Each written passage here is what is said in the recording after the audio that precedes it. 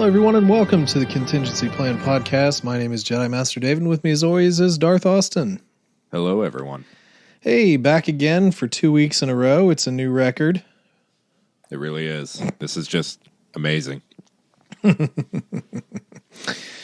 Well, hopefully everybody, was able to chill out and listen to a little, we're back again episode last week. As we kind of march forward to do some cleanup on all the Star Wars content we've been missing out over the past month. I think I looked and it was like early February was our prior to last episode. So yeah, cleanup as if we're dealing with the rest of it and not just a mountain.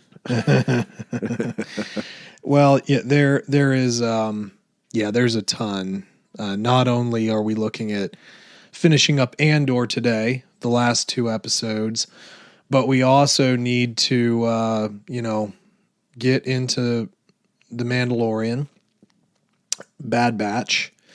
Other thing, I don't know. We'll see. Well, we probably do have a couple of books to deal with. Yeah, and I really haven't looked too much into that. I know I have a couple that were like pre-ordered, the Audible. I know the accompanying novel to the new, what is it? The video game, what is it called again? Jedi Survivor or something like that? Yeah. Okay. Unless they've changed the name again. Yeah, I guess. But there is an accompanying book to that. And then, realistically, we just have to decide on if we really want to do any more High Republic or, move on to bigger and better things. And we do have, as we kind of mentioned last week, we do have some plans for the podcast for the future, some change-ups here and there. Still kind of working on a little bit of that, but the Darth has a new piece of equipment he's playing with. Yes, hopefully I sound much better. I've upgraded into the world of tiny boxes that make me sound better. Well, technically it wouldn't have mattered because you were sending me your file, but this is just a more easy way to not involve drop boxes. Yes, because, that is just so difficult. No, this is much easier. Yeah. And eventually we're going to probably migrate over into StreamYard, which has a video component and some nicer local files and everything. Kind of does a little bit of everything. So we'll probably move on to that and then actually get some video up on YouTube. It's only took us like 10 years to do that. So yeah. We're not behind my camera is just so great on my laptop. I can't wait to show everyone my blurry background. Yeah, I bought the, just the webcam I normally use. I don't know, it hadn't been that long ago, but it was, supposedly good. It's what is it, Logitech or whatever. But even sometimes, and it might be lighting related, it might be a couple things related, but might look at another one of those down the road. I guess if I really wanted to be professional, I could actually get my camera and somehow hook it up, but then I just have to do that, and I don't want to. Yeah, that'd be slightly too much research and a couple too many cables that you don't have. Yeah. To shop for. Well, when I bought that, and it's been a little while, it's the Canon M50, the mirrorless. And I was between that and one of the other cameras. I can't remember what it was. The problem is that one camera did one thing and then the other camera did another thing, but neither camera did those things together.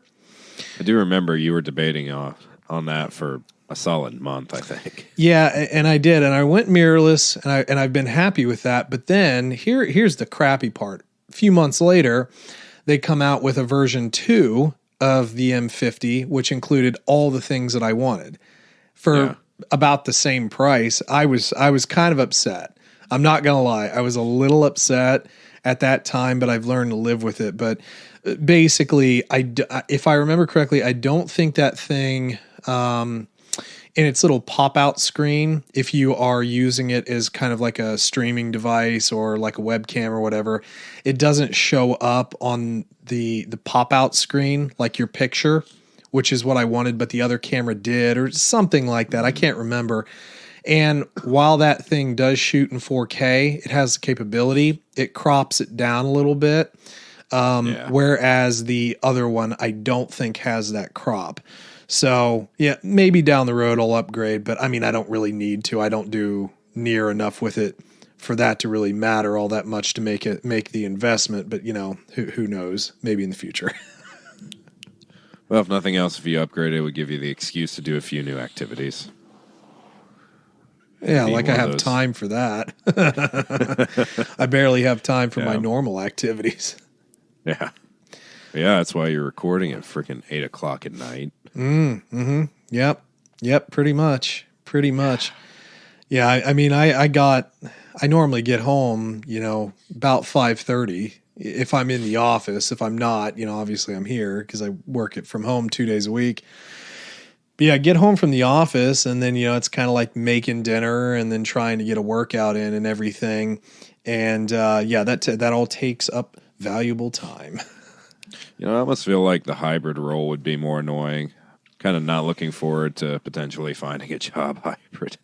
Well, I mean, it depends. It does. It depends because, like, it has its goods and its bads. I mean, Thursday, Friday, I work from home, which aren't too bad, and I can kind of like do the laundry and like get a few things done around the house, you know, while sort of working because I'm not necessarily tied down all the time to the computer. Whereas, like, you know, there are obviously some folks out there who have to be tied down, you know, the entire day. So I don't necessarily have that exact problem, which is nice. It's a luxury for sure. But yeah, I mean, I know I'm way more productive in office. I'll say that much. Well, you have a lot of distractions at the house. You want to be productive in multiple ways. And it's like, well, I could do this, this, and this while I'm doing that. Yep. I was bad with that with school. It's like, well, I can listen to this video while I'm folding laundry, and now I'm not really paying attention to the video. Now I need to listen to it again because I'm not really putting effort in. Yeah, absolutely. Slippery slope. For sure. So anyway, how's the week been? Not too bad. Not too bad at all. I finally got confirmation today that I have graduated. So fun. Only 2 weeks after the actual graduation party, you know. Good times, good times. Yeah, that's true. That is very true. Job hunting still going on. I'm sure that'll take a little while. Google picked a great time to lay off a ridiculous amount of people. And I don't make light of that. That was terrible for a lot of people. Did you also see that McDonald's is also laying off people too? You know, I think this is going to be probably a trend. I think we went from mass hiring to, I don't need these people anymore. And I think people are kind of just fed up with the lazy workers as well. So a lot of places are going to be doing this. Performance is going to matter. It really will matter in the long term for a lot of these businesses. And, you know, the folks that, and I'm not judging, but the folks that are taking quiet quitting a little bit too far, because there are people who do that. Like, I understand fully, you know, you go in, you do your job, you sign out, you're done. You don't do anything extra because what are they doing extra for you? I get that attitude. I do. But I get that attitude, but you, at some rate, you better start bettering yourself and finding a different career path, because if you want to do that the rest of your life, man, I don't know. If that was my outlook on life with no prospects, just shoot me now. Well, and the other thing too, because I manage at a reasonably high level in a large company, the problem with that is that those people tend to trend to the bottom. They're not in the middle like they think they are. They wind up trending towards the bottom, and that puts you in trouble. And I'm not saying that's universal, but a lot of people who engage in that, they wind up, unfortunately and unbeknownst, over a period of time heading towards the bottom. And that means, you know, a lot of companies are, you know, they're definitely looking to, in quotations, maximize their workforces, because this isn't a political podcast or a sociological podcast or a current events podcast, but we are in a recession. And it doesn't matter what the analysts say. We are. I mean, people feel it. Gas was back up around here in general to $3.75.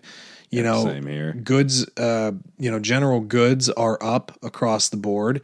The luxuries are starting to trend down again. Interest rates are up. The stock market's down. No one can afford luxuries because you're spending all your money on groceries.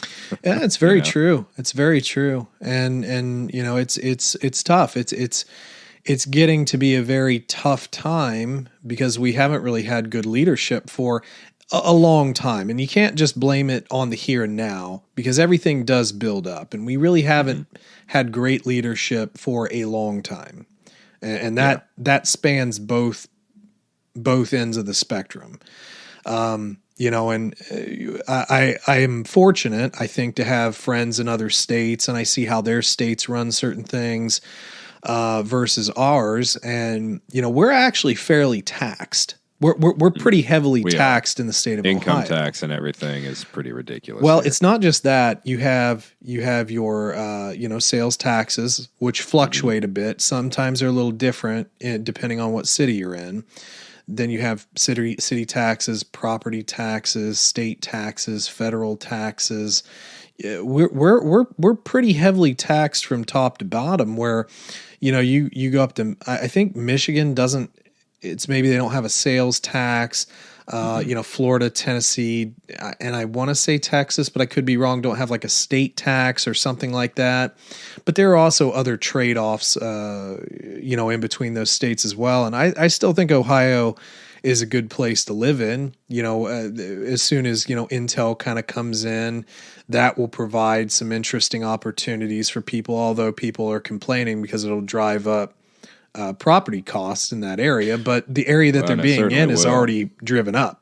So yeah, well, I mean, my God, New Albany is exploding.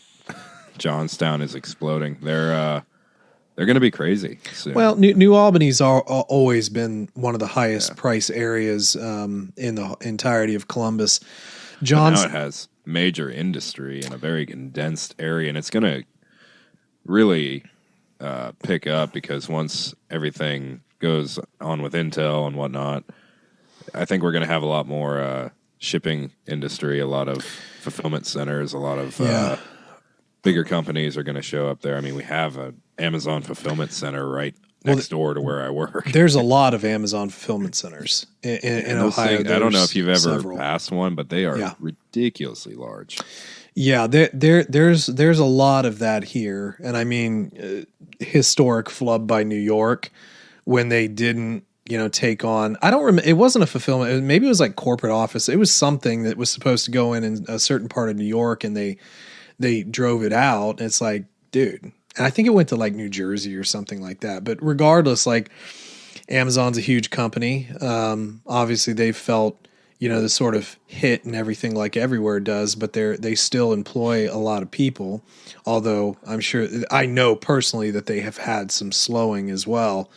Mm-hmm. But yeah, there's a lot out there, and you do, count your blessings that you stay fortunate and everything. But, we're probably going to see a similar thing to what happened, years ago, where people will start to commute more from further distances again, which hasn't been a trend, and that's largely been driven by gas prices and the not quite as efficient cars, in combination don't do that very well. Obviously now we have more efficient cars, more efficient routes to and from these places. So, I think that we'll start to see some more spreading of people, and judging by that, it'll actually be further east Ohio. Yeah, we'll start to see probably, if I had to guess, would see the next boom. Yeah, I mean, the little hometown that we grew up in is gonna. I think it will finally thrive eventually with how much industry is coming around. I mean, it certainly won't have might. a choice. It probably won't have any industry of its own, but just housing for commute. I mean, I'm commuting around 45 minutes a day, and I'm fortunate to have a fairly fuel efficient vehicle right now, and I'm fortunate to place myself where I am because the recession hasn't really hit me that much. Yeah. But I am definitely seeing the quiet quitters all around me. I feel like everyone I work with and works under me is a quiet quitter. And now that I've been kind of put into a role of management, I see it a lot more. It's difficult to motivate a lot of people now. Right. Unfortunately, companies have done that to themselves, though. They haven't appreciated the working class as much, and there are repercussions to that. There are repercussions for it's cause and effect. There's always cause and effect. A pizza party doesn't make up for the fact that your wages are low, by certain industry standards. So there's a lot obviously to consider, but we'll save that for when we turn our podcast into something different, huh? Yeah, exactly. That will be when we sit down and have a cigar and a glass of bourbon and complain about the entire world. Oh, boy. Or at least our country. Look at those privileged guys just drinking, smoking, and talking about crap. Yeah. All right. Driving their Cadillacs around town. Does Cadillac still make like cars? They don't. Well, yes, but they don't make the big cars from country songs that I was referring to. No, yeah. Okay. That's not like that anymore. Fair enough. Cadillac is closer to like BMW and Chrysler and everything now. It's kind of weird. Okay. Well, anyway, we have 2 episodes of Andor to talk about, so you want to jump into this? Yes, I do. The All Sisters of Ferrix. Daughters. Daughters. Blah. Yeah, episode 11 and 12. I think they refer to themselves as sisters. Which I think so.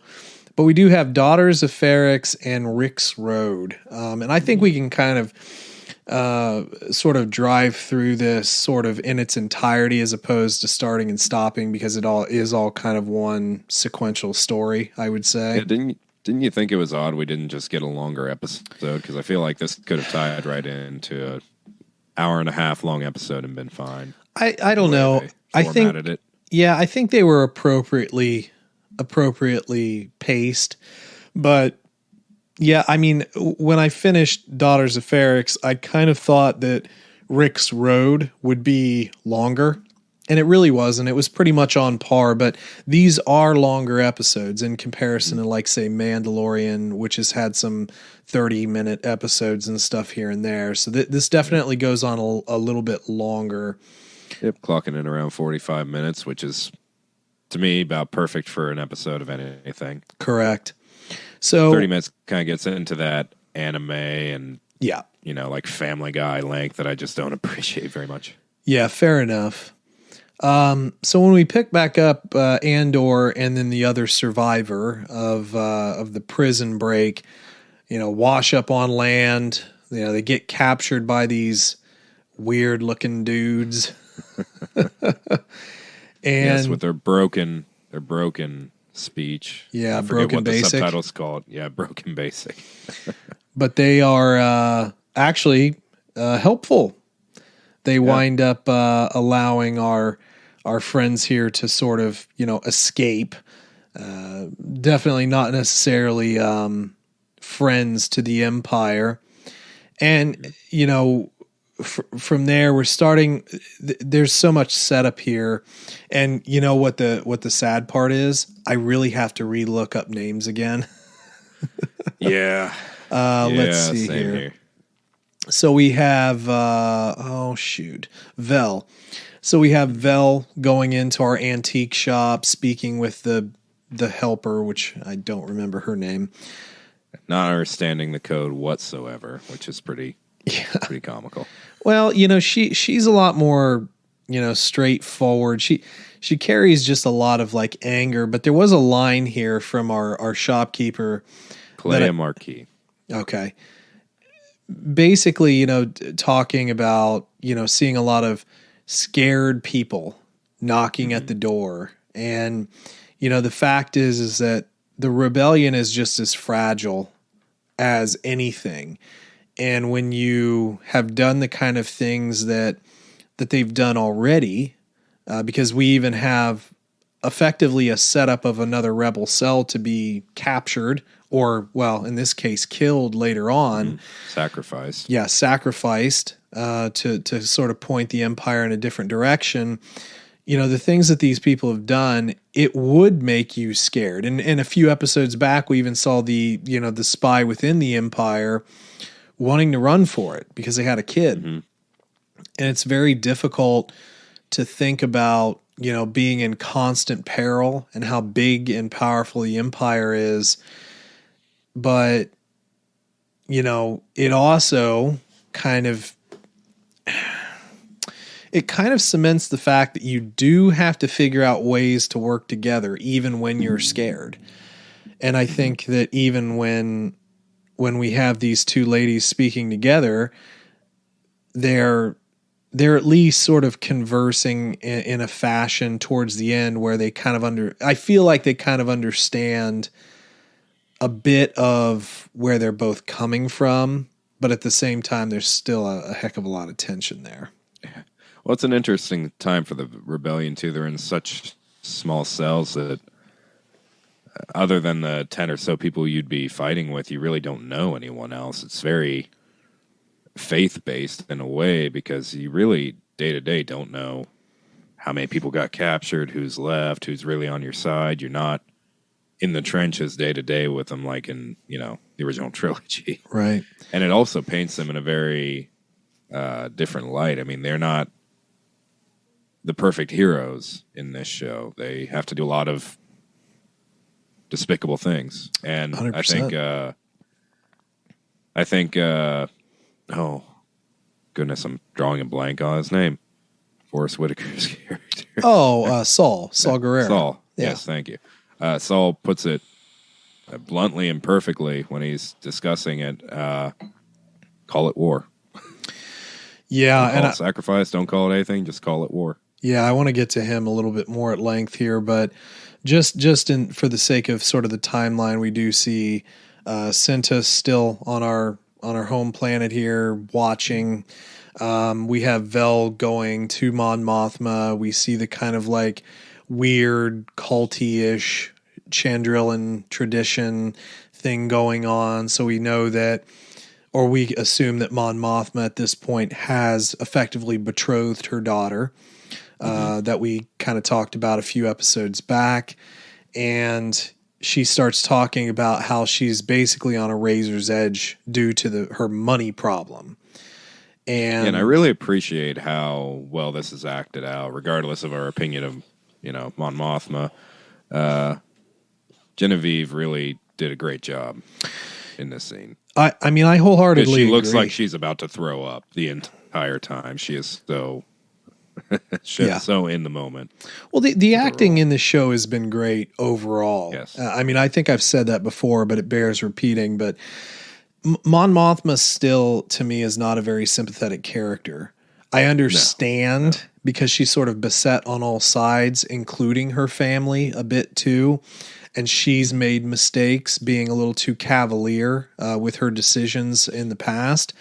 So when you feel the walls, closing in around you, you can go into attack mode. You can go into sort of a panic mode, and she's kind of in panic mode. She's not really ready to attack, which obviously she becomes when we start to have the full on rebellion going forward. But still not the most sympathetic character you could possibly have. No, certainly not. Yeah. And then we get our old sergeant from the first couple episodes popping back, trying to contact Cyril. I'll be honest, this was the only weird part for me because it didn't feel like there was any sort of connection in this call. It's like it was definitely taped separately type of deal. Yeah. Yeah, definitely. It didn't quite line up just for me. the fact like he's in a smelting refinery, right? And he finds out about Andor. It's like, but why? Yeah, exactly. Did you just want to bring him back? Because that's fine, but it didn't really make sense. For sure. And man, at this point, Are you just at the point where you hope that Cyril just like tells his mom off for little snide comments? Yeah, They're so bad. Yeah, for sure. So we'll get more of him a little later. Again, creeping through, we have Andor going back to his old apartment, and his box is still there on top of the shower with his credits and his gun and the manifesto that he got from our one. What was his name? He was during the heist, the one kid. And, then we finally get to what I find to be a very fun part of this episode where Luthen goes to meet with Saul. Yeah. And Saul's probably my favorite part of the episode. 100%. Saul's actually ready to take part in the original assault that Luthen had proposed. And Luthen's basically telling him, it's like, nah, we're going to sacrifice that guy. And we're starting to see the Saul Guerrera that we saw in Rogue One, which really wouldn't be terribly far off, technically. We see the paranoia. We see him literally going in and out. And the interesting thing is, Luthen clearly knows this about Saul, and he's trying to bring him back. Like some of the language is like, it's very interesting. It is, and this is why I love this so much, because he's, Saul instantly goes into paranoia, and he's like, no, you have to think, and it takes some extreme measures, including kind of falsely accusing one of Saul's guys of being his agent and everything, and taking a gun and all this stuff. But Forrest Whitaker really is Saul Guerrera. Like, for me, he is Saul Guerrera. Yeah, no one else could ever play him. And no, I just love the dynamic between Luthen and him. Clearly, they have a big history. It's not just a working history. They're friends. I mean, he's practically saying to him, come back to me. Yep. Come back from the brink. I know you're in your panic moments, but I'm not trying to screw you over. I'm here to protect you, essentially. I mean, he saved his life in a way by telling him no. And one thing that I like, did you kind of catch in this conversation, like Saul's health is deteriorating? You kind of see that little epilogue into Rogue One. Yep.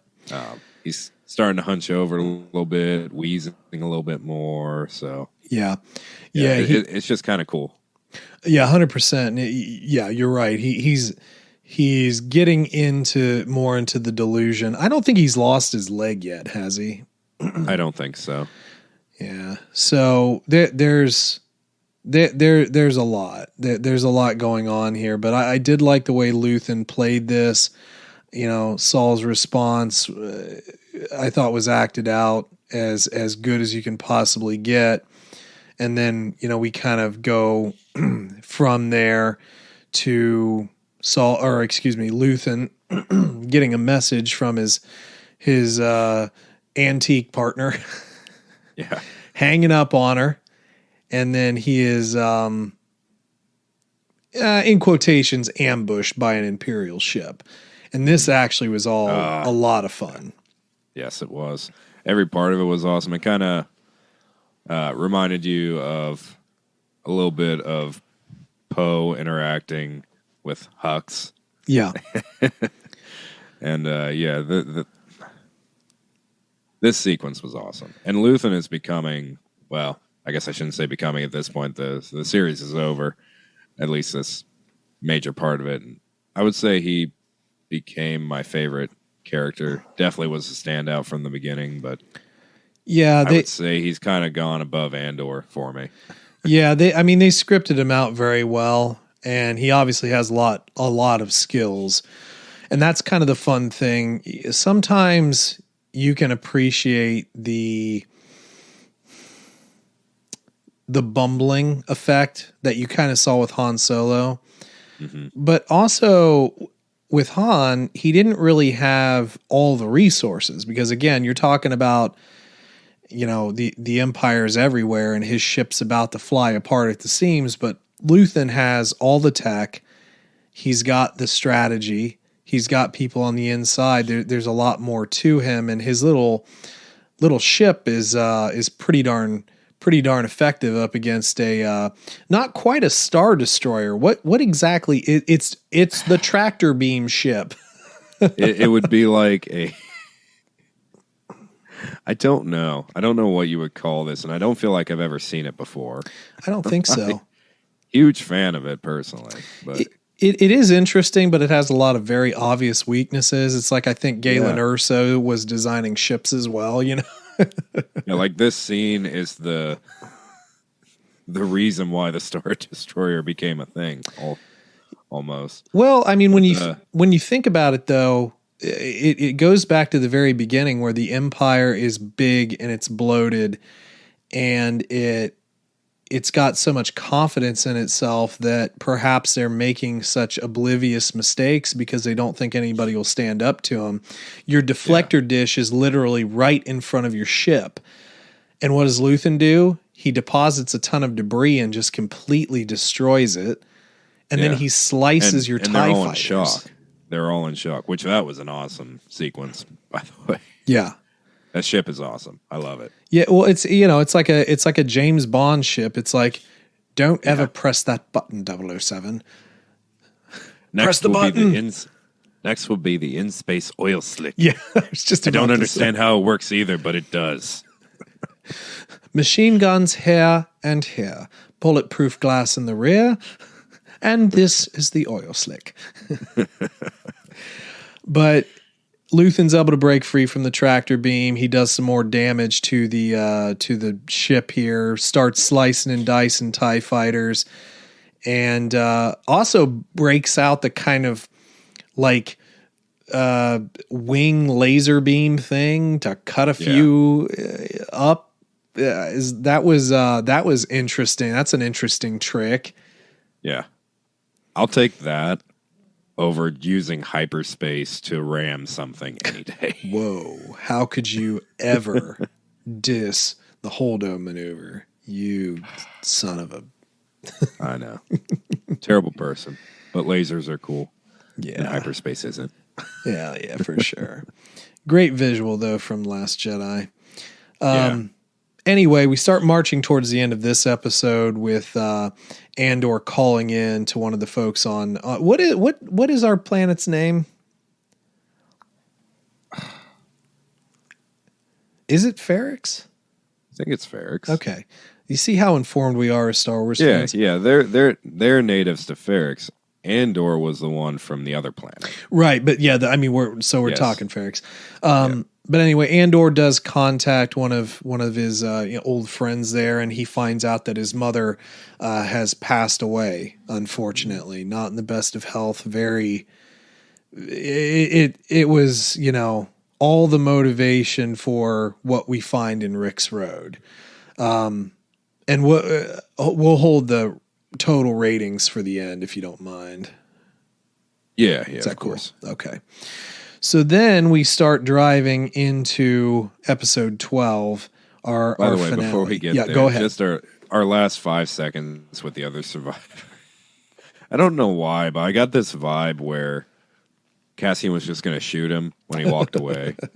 Did you get that at all? I vaguely thought about it a little bit too, but yeah, no such luck there. No one can know that I escaped, so got to get rid of you. Yeah.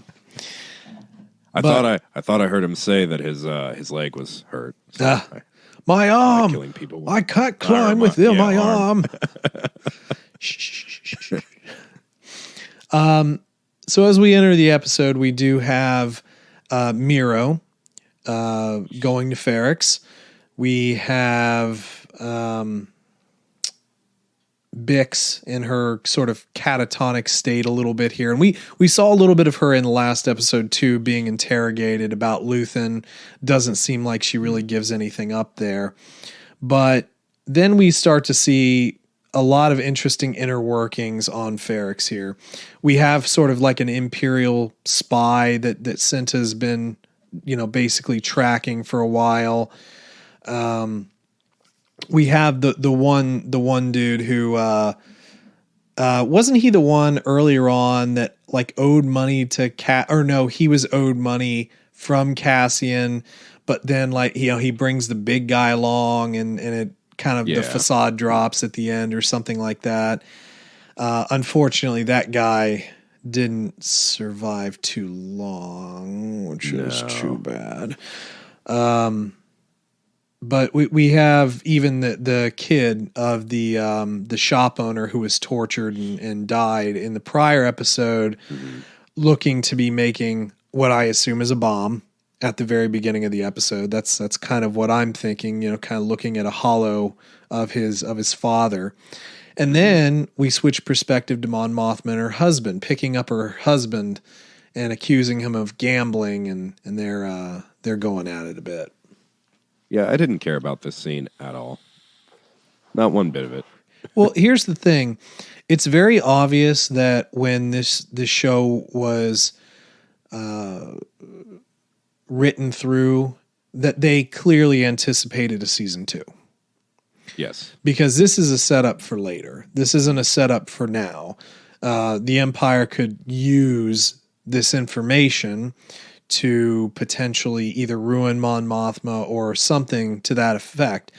And although, because I remember we were looking up the husband, and we didn't really have much information on him, which probably means it wasn't really thought about until now. Right. But it doesn't seem like the husband is going to make it. No. No, not at all. And I would even venture to say the daughter might not make it either at this rate. I feel like she will. I still have high hopes because, we had talked previously and I was like, what would be really cool if she was like secretly doing rebellion stuff? I don't anticipate that, but I feel like she'll have a turn. I think she's just confused. She's a kid. She's confused and buying into the Chandrilan sort of cultural stuff and blah, blah, blah. So we'll kind of see how that goes. But then again, we switch perspectives to Vel and Cinta meeting back up finally. Cinta being kind of, just cold in a way. That's not all that fun. Cinta. Yeah. And then we see a flashback, which I love with Clem Andor. That was a really cool scene. I mean, they're just like cleaning some tech and yep. He's just giving him fatherly advice, and it's the visuals of Clem, like the way that we refer to him in the show is pretty harsh because typically all we really see is him get gunned down and a couple shots of him hanging. Yep. And then people remembering him hang. So you really, really didn't get much from him, But to see this, it's rough. This show is dark. Well, it's very, very dark. And now, not only, we've known that Clem has been gone for a while, but now we know that Andor has no family. He's obviously referenced a sister, but we don't know anything about her, and we haven't talked about her really since the first couple of episodes. So there's no telling. We're going to get anything unless they maybe give us a comic. I don't really see season much 2. happening. I guarantee in season 2, if they have it, they'll talk more about her. I would almost guarantee that. And then we move on to Andor, arriving planet side. Some Luthen, really terrible dog things. Yeah.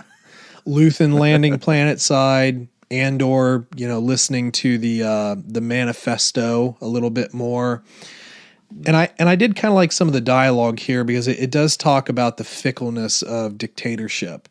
How the constant need for authority is actually more of a fear, which is why historically, from our perspective, when we talk about dictators, Hitler, Stalin, whatever, Mao, Mussolini, all these things, we realize that they had so much fear of their detractors that they wind up being nothing, like really nothing. Their power was in their influence, not in themselves, and the illusion they could create.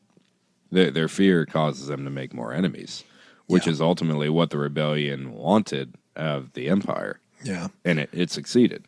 And I think that's why, it's a great tie-in because I think the human spirit can't can't tolerate dictation. No. And I don't think it matters where you're from. You know, if you're in whatever, Australia, the UK, the Emirates, Africa, the US, Canada, you can only handle so much as human beings. And I think we've had so many stories through our history where we've overcome great odds for the dream of ultimately freedom and liberty. And, you know, that's not something that you should ever forget, because ultimate authority doesn't help us in the end. No. And ultimately, most of our advancements in, you know, health, technology, philosophy, everything has come from overthrowing some type of dictatorship. It's through the necessity to be free that we create, that we build, that we thrive. And it's really what we're meant to be. Yeah, and I this isn't conspiracy, but I do want to make sure that we don't travel into the realm of naivety, because there have been a lot of advancements, unfortunately, that have come under dictation as well, i.e. a lot of you know, the unfortunate brutality that came out of World War II, the experimentation, and even before that, all through time. So humans are weird. We're a weird breed of people. We can come up with the ultimate evil, but we can also come up with the ultimate good. But, you know, so far, good has triumphed over evil, and at least historically. And I think it's an important theme to show here. And I think it's interesting that they had this bit of manifesto basically saying, you know, they're masking your fear, and you have to be the one to fight it. You have to try. And I think that's a very powerful message. Well, yeah, because I think that the Empire has always been an embodiment of, you know, to some extent, the axis of evil, right, and every other dictator that has been in modern history. I think that's where George really drew a lot of his, well, especially with Nazis, let's be honest. He drew a lot from that. Yeah. First Order it's blatant.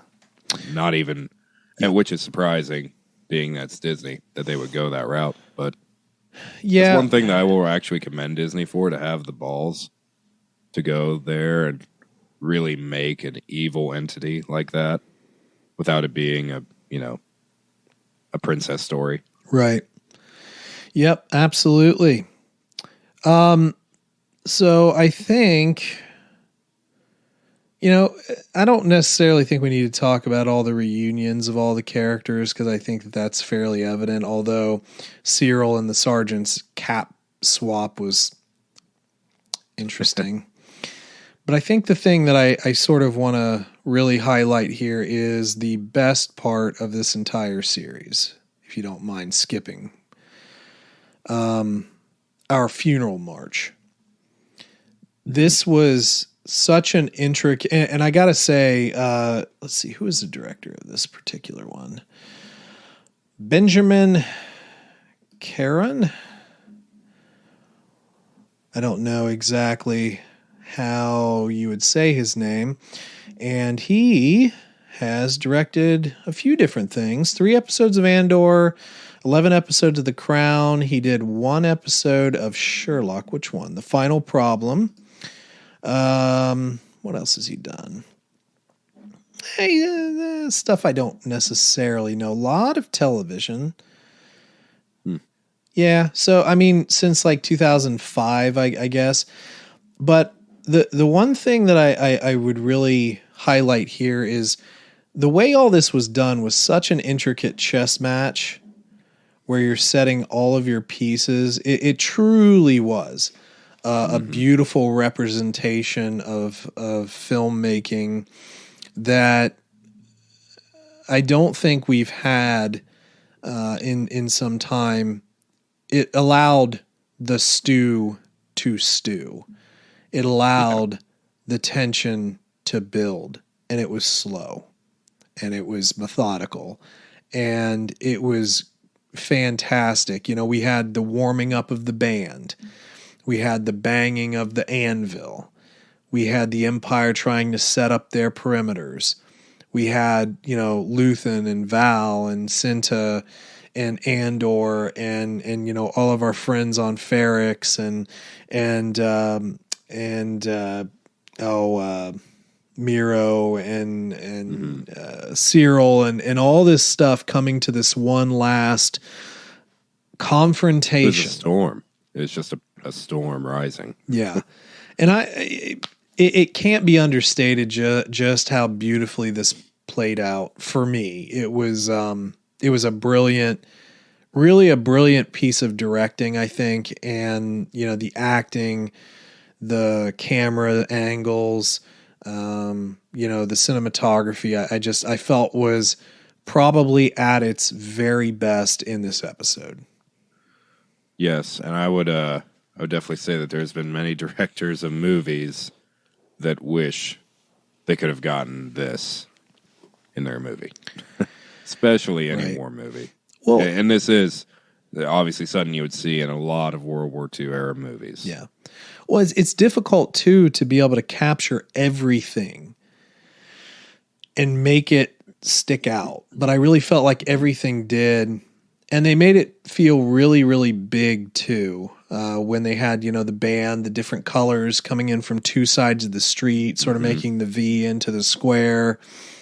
The music sort of starting very slow, not a lot of notes, but very somber. Kind of picks up a little bit. The tempo picks up as we sort of bring forth the brick, which apparently we found out everybody in Ferrix is like boiled down and made into a brick, which is interesting. That's an interesting piece of lore there. But we flashed to everyone, Andor's going to the hotel to save Bix. Our big friend has the brick. Our droid's there. Kid with the bombs there. Right. He is very, very distraught. I mean, you can see it in his eyes how sunken they are. Exactly. We have the one guy who is attempting to rat out Andor, and he's like, arrest me, and that whole thing was done really well from our kind of undercover guy. And we have Miro trying to go after Andor. We're not finding him. We have Cyril saying, "Oh, there's my lady. My lady's here, Sergeant." Yeah, we'll get into that more. Yeah. and there's so many moving pieces all to the beat of the drum and this band music and everything. And then we finally sort of semi-climax, have the crescendo with the speech from Andor's mother, which was not short. Awesome. No. And it was awesome. Every bit of it. It really was. I mean, it was like such a slow build, talking about, being of this planet and raising each other up in death. And, even talking about the surrealness of even recording this message. Mm-hmm. Like there was one line, it's like I can almost see you. Yeah. And then crescendoing into, you've been asleep. The monsters are at the door. You have to fight these Imperial bastards and everything. Yes. And then, the Empire finally feeling that, because they thought they had a trap. They thought they had the perfect trap, but they were in reality, they were trapped in there. Yeah, they were, ironically enough. And then we have the ultimate sort of climax of all this ending in, an all-out fight in the street. We have our people of Ferrix clashing with the Imperials with their, riot shields, and, they're getting beaten back, but they're pushing forward. And then our bomb kid just lights off holy hell there. Yeah. Turns the tide. Not only does he throw his bomb, but then you have all these grenades, the Imperial grenades go off. That roll out. And yeah. And then you just almost have, scene. It was. You almost have this like silence, and then the fight's on. The fight's totally on at this point. So we have fighting in the street. Andor finally gets to Bix, and she's obviously, still very, very messed up here, but broken right now. Right.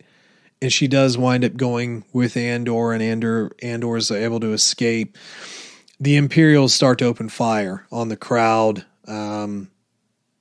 They're definitely killing off more than I think they lost, but you still see the people fighting back, and the anvil guy gets his kill in. That was hilarious. Yeah, he kicks a stormtrooper off the tower. Yep. Does a Spartan kick, and the guy that sent him up there gets to see it. It's like, that's right. Oh no, this is Ferrix. Oh yeah, I did forget our droid got tipped over by our one Imperial. I think he was a captain. Yeah, he goes to throw a coat over the projection and misses. Yeah, he's like, oh, sod it, I'll just kick it over. Yeah, he did not get that down right. But a lot of our friends that we've met along the way are able to escape. And then we did kind of miss that Andor did see Luthen from his hiding spot. And then we get kind of a scary scene for Miro, who is attempting to fight, but then is overwhelmed.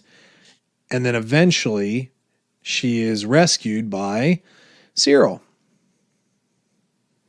And they have a weird thing going on. She is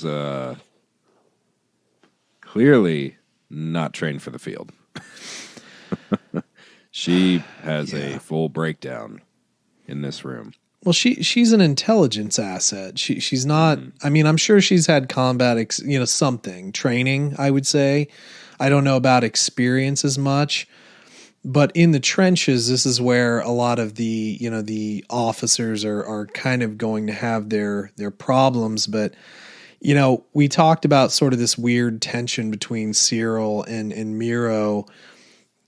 Kind of culminating here. It's like, are you gonna kiss? Or are you going to like kill each other or something?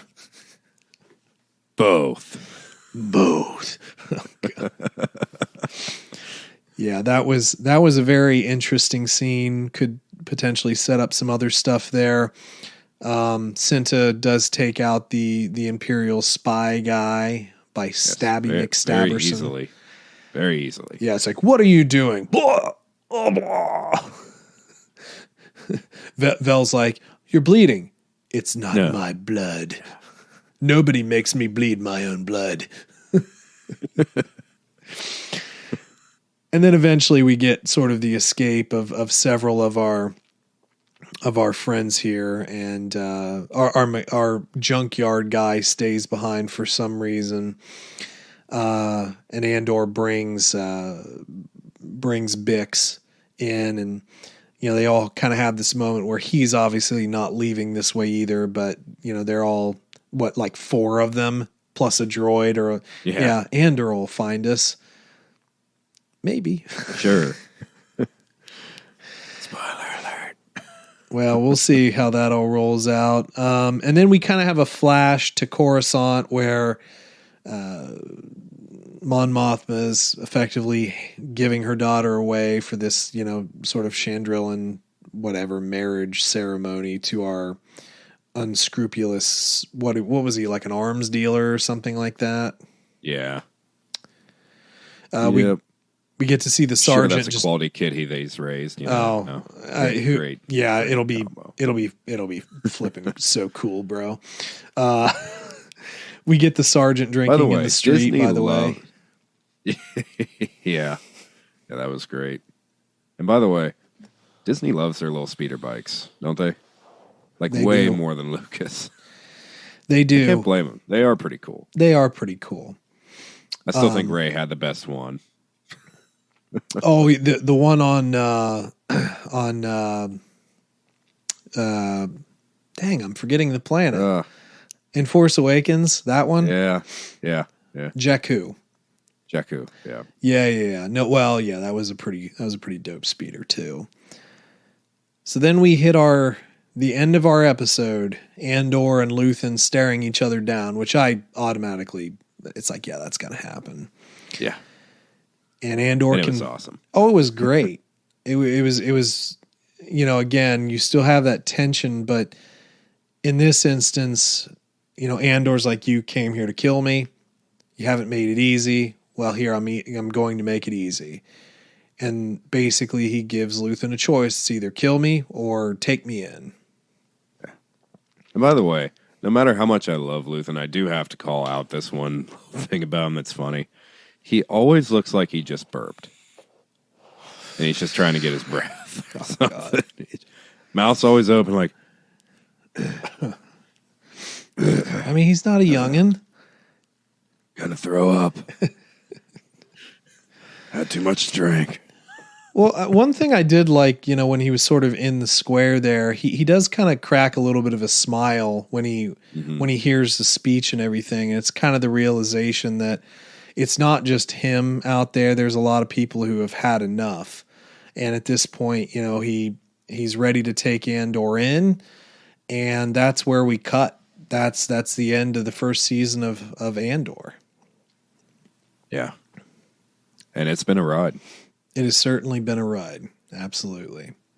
Perfect length per episode and the actual season. Yep. It's not bloated. And it was solid 3-story arc, and it was great. Yep. 100%.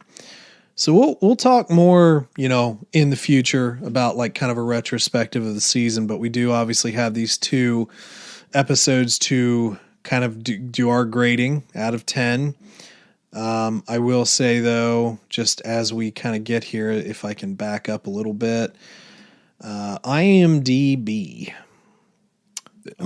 our old friend, has Daughters of Ferrix at an 8.4 with just over 9,000 votes, and Rix Road at a 9.1 with a little over 11,000 votes. One Way Out is still the highest rated with a 9.5. Okay. With 15,000 votes on that one. So, well, you wanna go? You wanna go first and rate the episodes individually and why? Sure. Yeah. No, I can tell you right now it's gonna be a little higher than that. I might be a little too generous here, but I don't care. Daughters of Ferrix. Just a constipated episode. Very tense. Like there's a lot of stress going on here, and some of the dialogue we get in this episode, I feel like is probably some of the best of the entire series so far. One of the few times I actually care about an interaction with Mon Mothma because it's just so well acted. Luthen is amazing in this. Saul is even better. And it's a lot of setup that explodes in the next episode. It keeps you guessing what's going to happen next. And while it's just a setup episode, technically not a lot happens. I still really appreciate it, and Rix Road wouldn't have been nearly as good without it. Mm-hmm. So I'm definitely gonna give this a 9. Okay. So I'm gonna go very high with it. And Rix Road tops it in every way, except for our conversation with Saul. It is a masterpiece of TV, I think, personally. Our scenery is amazing in the funeral. We have some really good lines with Luthen. We have a lot of, not character growth, but interaction that I really appreciate. We have the kid making the bomb. We have our guy trying to rat out Andor. We have all his friends fighting for survival. We get to see the last wishes of Marva be fulfilled, and her speech is amazing. Seeing Bix go through what she's gone through and now trying to cope, it's difficult to see, and it's really emotional. everything about this episode is just it. It is one of the best things that I think Star Wars has done. Personally, this episode is just awesome, and I'm going to give it a 9.3. Okay, good deal. So a 9 and a 9.3, huh? Mm-hmm. Recorded for all time, but not by us. Yeah. All right. So Daughters of Ferrix was a fantastic setup episode. Probably the stuff with Saul and Luthen was some of the best. But yeah, it was definitely, it was a lot of build up, I would say. And I suppose in a way you're right. I think I have to agree that with this, it does make our next episode very impactful.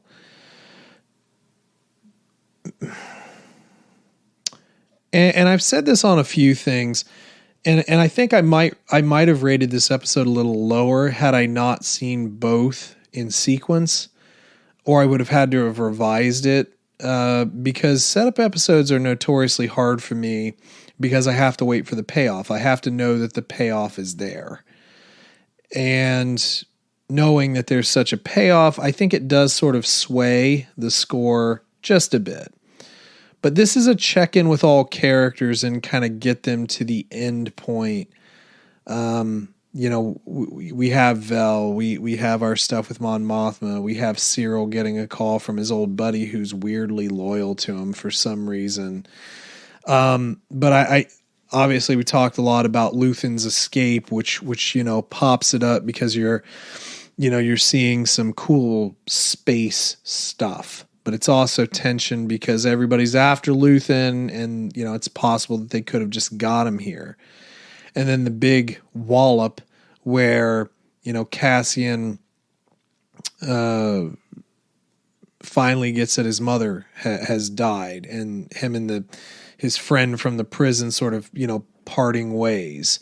So I would say I don't want to overrate this episode. It was really good, but if I were unaware of what happened later, I probably would have rated this at an 8.5. Okay. I'm going to tap it up a little bit more, and this is just the glory of knowing what comes next, and I'm going to say an 8.8 for that one. Now, Rix Road, however, is a completely different animal. We have story building for a second season with Mon Mothma and her husband's continued tension, the giving away of her daughter, the kind of the flashback with Clem was really nice to see, to keep Andor sort of connected to his family and why this planet means something to him specifically. We have our Imperials praising themselves for wiping out one of the rebel cells that was sent there to be sacrificed, and they're celebrating something that means nothing to the rebels. And then we have everybody coming together on the planet for, again, which I said is probably one of the best Star Wars scenes that we've had in any series, with this funeral march and the changing of the music and the tempo and the impactfulness for this planet, Andor's mother's speech through the hologram, and then just all the fighting and so forth, and this planet finally erupting, which is something that is something we know happened with a lot of planets over the course of the rebellion because they just had enough. And then even our Imperials, we're starting to see them go even against each other too, and maybe against their better judgment when our one captain tried to cover up the droid and the message and it didn't work. Kid throws the bomb and it's just everything explodes. Imperials are dying, citizens are dying, Spartan kicking people out of a bell tower. And then we get the escape of some of our Ferrix friends here, which is good to see. And obviously the ultimate payoff that we now see Andor going into sort of the employ of the rebellion through Luthen, which is curious that we don't see Luthen anywhere else. Obviously we kind of made up the character for this, I would assume. So hindsight, but does Luthen eventually get captured? Maybe it kind of makes you worry a bit about where he's going to go in this series. Will he be betrayed? What'll happen? Will Andor be forced to kill him for some reason? It's all a bit of a cluster, but probably one of the best episodes of Star Wars, period. TV. Mm-hmm. I won't put it up against movies necessarily, but it just, everything about it was so spot on. I was extremely happy to watch it. And I'll tell you what else, it makes me want to watch the entire series again. Like, it gives such a rewatchability factor to this show. Yes. That it would almost be criminal not to continue and do at least a season 2 for me. Yeah. And it also makes you want to rewatch it so you can then watch Rogue One again. Yeah. And appreciate every little detail of Andor that much more. And I think that was a big gripe with Rogue One was who is Andor? I felt I got time with all the characters in their own way, but this gives us, at least gave me a complete appreciation of Andor and his come up story. And I like he was kind of from the beginning just ready to get it on, man. He killed those 2 Imperials in like the first episode with no real hesitation. And sometimes you got to have a little bit of that Steven Seagal, Jean-Claude Van Damme sort of 1990s action hero in you. But just for this episode, I'm going to go high. For me, there's nothing I would change. There's nothing I would add. I'm just going to throw it out at 10 because it was really, yeah. I mean, it was just that good. Yeah. It was just that good for me. So highest rated I can do. I could go under, but there's really no point because there's nothing that I would change. Mm-hmm. Yeah, no, I can agree with that. Cool. Definitely. The one interesting thing about all media pertaining to Rogue One, whether it be this TV show or the book, and I know I just said it, but again, reading Catalyst, watching this show, God, it makes me enjoy Rogue One even more, and it makes me want to watch it again. Yep. Yeah, I mean, it's a mastercraft of storytelling. It really is. Yeah, it is. They really did. They really just did a fantastic job of fleshing out the entire story of Rogue One. And I think that if you look at this honestly, it makes Rogue One the final payoff for any of these characters just so much better. Yeah, it just makes it like almost the creme de la creme of Star Wars. Crazy the enough. Ultimate redemption story in a way. Absolutely. Well, man, that kind of is bringing us to the end. So is there anything else we need to sort of chat about before we sort of start to sign off? I think the only thing we'll throw out there is obviously the next step will be Mandalorian. I know we're extremely behind with that. I know you've been watching it. I haven't even started it yet. Looking forward to it. Man, it's been hard. I've been wanting to wait until the week of recording to actually watch it. I probably won't make it. I'll probably watch it this week, but I've been very excited to get back into it. Yeah. 100%, man. 100%. So I think we are running towards the end, and nothing else. So if you all in listener land would like to interact with the podcast, maybe suggest some questions or submit some thoughts on the end of Andor or what you've been feeling about Mandalorian, make sure to hit us up at TC Plan Podcast, Facebook, Twitter, or you can just send us a good old-fashioned email to tcplanpodcast@gmail.com. Be happy to, interact with you in those ways. But that is it for this week, so y'all have a good one. As always, may the Force be with you.